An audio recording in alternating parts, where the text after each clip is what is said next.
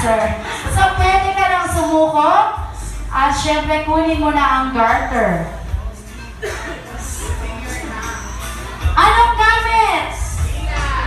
Dila! Anong gamit? Ipin, sabi ng inyong mga kamag-anak. So, syempre, gamitin ang ipin at syempre, katulong ng kamay.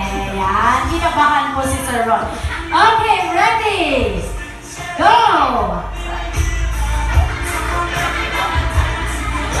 Pero syempre, Sir Roy, paalala, bago mo ituloy, dalawa po ang garter dyan. Yung nasa baba lang muna kunin mo, yung nasa taas mamayang gabi na.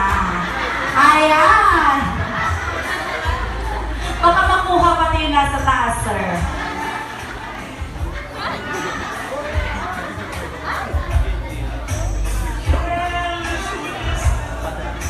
Ayan, parang kahirap-hirap. Palakpakan po natin si Sir Roy at Ma'am Feby. Of course, i-award mo